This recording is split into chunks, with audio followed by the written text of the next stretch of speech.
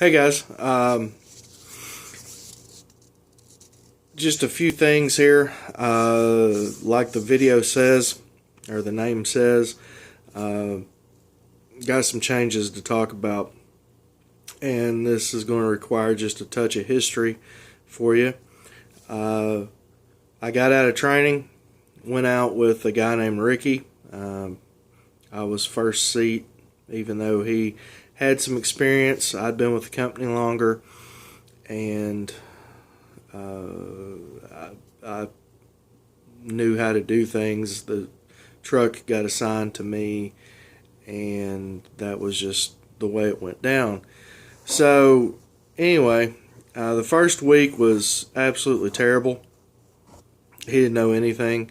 The only thing that he could do better than me, and this is not me being an egotistical jerk, but he could outback just about anybody I've ever seen in a truck, get into some ridiculously tight spots, and but other than that, that was it. He couldn't manage the Qualcomm, couldn't manage GPS, he couldn't do any trip planning, nothing. I had to do absolutely everything. He was waking me up about every 45 minutes. So I just become absolutely exhausted, and after a week of it, had to have a talk with him.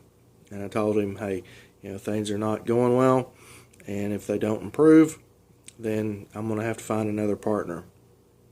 And we were scheduled to be out for about 3.5 weeks. So he started paying attention, started learning some stuff, and then it wasn't just him waking me up because, hey, I'm lost. Hey, I don't know how to do this. Hey, we're here and I can't fill out the workflow on the Qualcomm, and can you come show me how to do this again? Well, I've already showed you, every day, sometimes a couple times a day when we got short runs. I'd show him a couple times a day how to do stuff in some cases. And so he finally, started slowing down on waking me up, and then I noticed, I couldn't sleep because I didn't trust his driving. Because his driving was horrific, It was jerk over here, and he sat right up on the steering wheel, leaned all forward on it, holding it right at the top of the wheel, which is dangerous.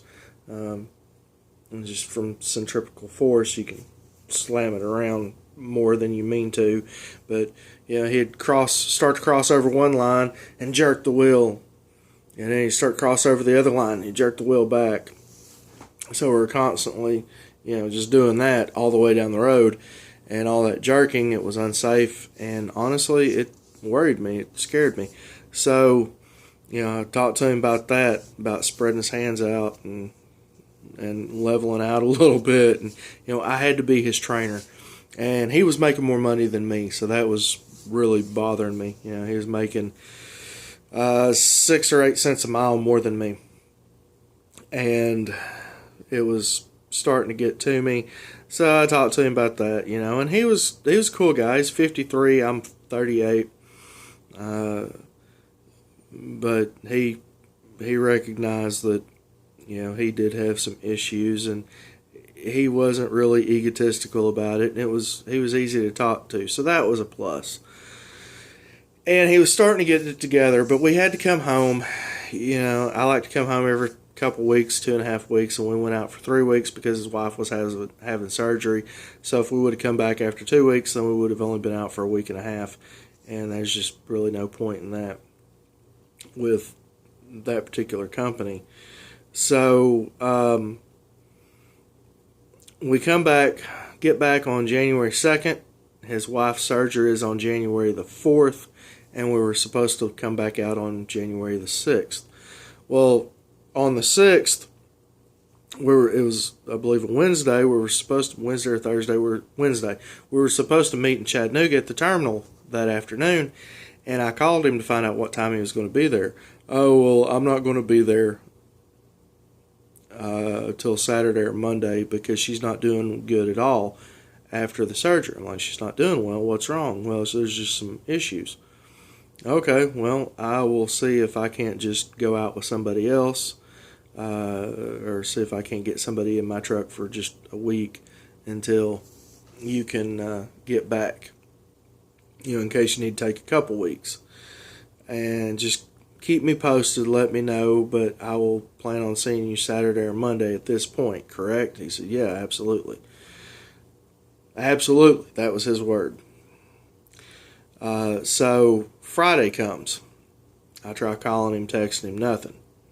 And I'd already called the terminal about hooking up with somebody else, seeing if there was anybody else, called the team coordinator to see if there was anybody else in a similar situation, because it's a very big company, and there wasn't anybody. So they said, well, we'll try to get you on van runs. If somebody needs a truck that's, say, in Texas and we're in Chattanooga, then I will take them in the company van all the way to Texas and get paid my regular miles for it. And there wasn't any of that. So I'm looking at a whole week without pay. But family comes first. And I was very concerned about his wife, because from what I understood, and I never asked, and he never told me, I think she was having back surgery, and there's all kinds of nasty infections that can cause really bad things with the back surgery. So I don't hear from him Saturday, don't hear from him Sunday. Sunday I decide, well, there's a meeting at 9 o'clock on Monday for teaming. Since I'm not hearing from him, I'm just going to find another partner. And I go down Sunday. The meeting wasn't until 2:30 Monday. I was wrong. It wasn't 9 a.m. It was 2:30. But anyway, calling him, texting him, see if he's going to come back Monday.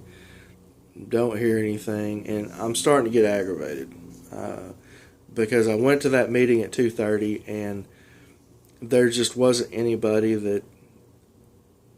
there that I felt like I could team with.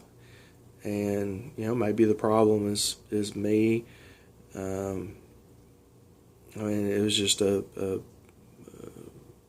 mentality issue. I'm not a super trucker, and I don't want to ride with super truckers.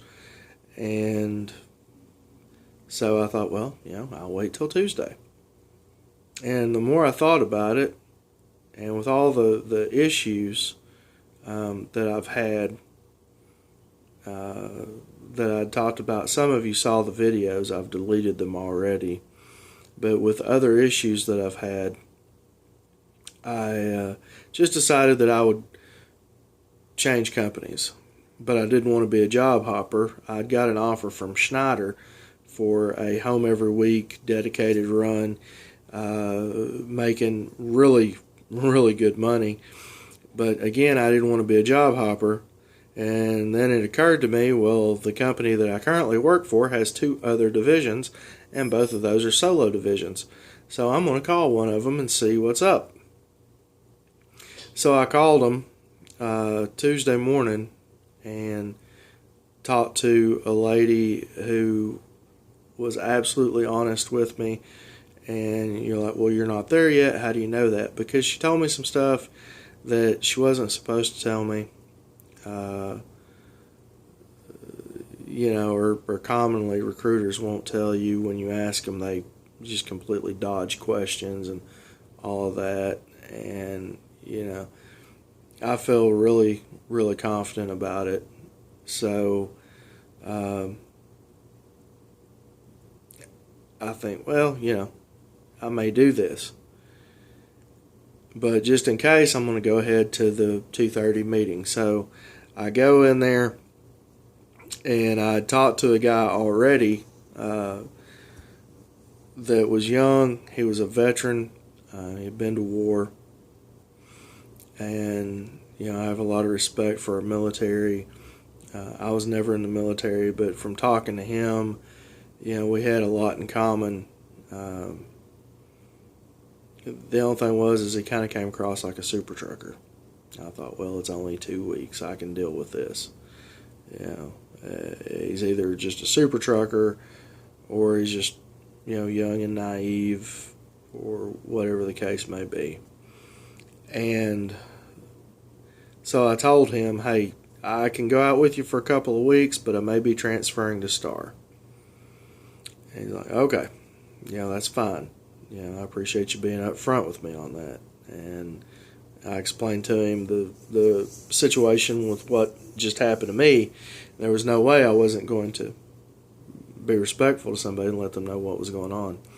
So anyway, long story short, about as soon as we agree to team up, I get a phone call from this other company or this other division, and they say, absolutely, we'd love to have you. Your benefits will transfer over. You just have to come to orientation because it is a different division and we do things a little bit different. And because of your time with the company, you will have to go out with a trainer again. I'm thinking, oh my God, no, I don't want to do that. And she said, but it's only a week long, and you make X amount of dollars while you're out for that week, which I was really happy to hear what that X amount of dollars was. It's not bad. And then told me how much I was going to be making per mile and told me that I'd be home every week and have a dedicated run. I'm like, well, this is pretty close to that same Schneider gig that I was looking at. So, that's working out. And then I go out with Jacob. That's the veteran, the young guy. And got to be honest, had I met him a week prior to that, or even a day prior to that, I wouldn't be transferring. Like I said, he talked like a super trucker. He's a fourth generation trucker, and as far as military goes, his family was military, as far back in history as they can track. And then 4 generations ago, they went military, and then after military, they went into the trucking industry. So, he did know some things, but he's not at all a super trucker. He is an amazing driver, can back a truck really well. We had a really good time out on the road. We had some downtime, had a layover here, a layover there. Got to talk. We've got a lot in common. I respect him. He respects me. We'll remain friends after this, and if I ever want to go back to it, he's already told me just give me a call and we'll get back in the truck together. So, that was a plus. I was expecting 2 weeks of misery before I get to transfer, go out with this other company or with a trainer for another week, and then finally go solo and get to be home every week. So thankfully it didn't happen that way. But anyway, so there's a lot of big changes. I'm going to, like I've said 5 or 6 times, I'm going to start being home every week. And that's a huge deal to me. For you new guys watching this and people that have no idea how this stuff works, it becomes very disheartening to come home because the truck becomes your home.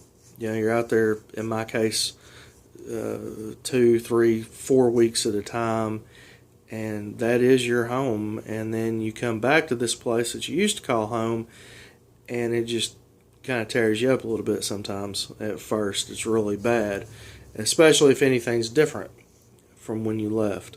My wife moved our towels out of our linen closet and into our bathroom underneath the vanity, and it makes sense for them to be there. They should have been there for the whole 9 years we've lived in this house, and we've just never thought about it. And she thought about it one day, and she called me. I was out on the road, of course. Says, hey, what do you think about this? That's a good idea. And then I forget about it when I get here, and I go to get a towel and take a shower, and oh yeah, and it's like, she told me about it, but it just, and any little thing, we have a place on the bar that a candle sits, and come home and the candle is not sitting up on the bar, it's sitting down on the stove. And it's not a jealousy thing or a paranoia thing or anything like that. Not for me. For some guys I've talked to, it is. but not at all for me. I'm way past that. Uh, but it's just, these little things like, oh, well, yeah, I guess this is pretty much her house. The only thing that makes this coming home is she lives here, and my pets are here. I've got 2 dogs and a cat. Had 2 cats, had one inside, one outside. The outside cat, she unfortunately had to call me the other day and let me know that it died, a traumatic death. But I won't get into that. But anyway, and then our routines, which definitely makes it home. Just those little things that every family does, every couple does, with their morning routines, with how many cups of coffee they drink, or what show they watch first thing in the morning, or what they do right before they go to bed. Whether it's brushing your teeth or walking the dog, or taking medicine, whatever the case may be. So that just kind of makes you sink down into the couch or your easy chair and take a deep breath and remember that this is home. And this time when I came home, she had asked me about buying me a little present. So it doesn't cost much at all. It's just something that I've seen and I really want to get you. And these are the things that just are really cool. And some of you are going to make fun of me for this. Oh, how sweet. But it's a heart-shaped pocket compass, and the compass does work. And on the back of it, says, "My heart will guide you home." And that was when I got home the other morning. It was 2 a.m., 3 a.m. She was, of course, in bed because she had to work the next day. And there was a box sitting here on the table, the coffee table, where I park my laptop most of the time when I'm not using it. And so she had told me that it was there and to open it up and see what was in it. And I thought that was really cool. I'll always keep that with me. This is little things. Like I said, the thing that I always do for her, she loves gummy bears. This is a 2.5 pound bag of gummy bears that I bring home every time I come in off the road. And it's Albanese World's Best. That is no joke. They are the world's best. Highly recommend these. You can pick these up at most TAs or Petros. You can get like a 10-pound bag of them online for $20. I think this is $7, something like that. $7 or $8 for this big bag, and they do have smaller bags. But I always bring those home for her. It's just our routine, what we do. Just, hey, I'm thinking about you. I'm gonna get you a surprise, and I bring those home, and then I'll typically find her some other little trinket or something somewhere to bring home for her too. But anyway, so changes are happening, and I'm going to start being home every week and having a dedicated run and making more money. If you're thinking about going to a company that requires you to team, I wish you the best. It is hard to find a teammate, so if at all possible, find somebody in truck driving school. If you get along with them and you're going to the same company, let them know when you get there, get in the same truck with them, same trainer truck with them, have it worked out. That way you don't have to worry about trying to find somebody or any of that. I went truck driving school with somebody that I was supposed to team with, and for some stupid reason, we didn't go on the same trainer truck. She got done before I did because I got pushed off for a week and a half or 2 weeks with starting school, and now she has had one partner, then had another partner, and it's just not it hadn't worked out. And I'm thinking she But it's not like that at all. Just a friend and whatnot. But in fact, I think she is kind of tired of the teaming thing too, and is going to go to same company I'm going to go work for. But anyway, that's the changes, and that's a little advice for you new guys, and some information for you people that don't know anything about the industry, or just watch these for the heck of it. Like, share, subscribe. Please subscribe to the Facebook page. Please subscribe to the YouTube channel, not just the Facebook page. And I will see you in the next one.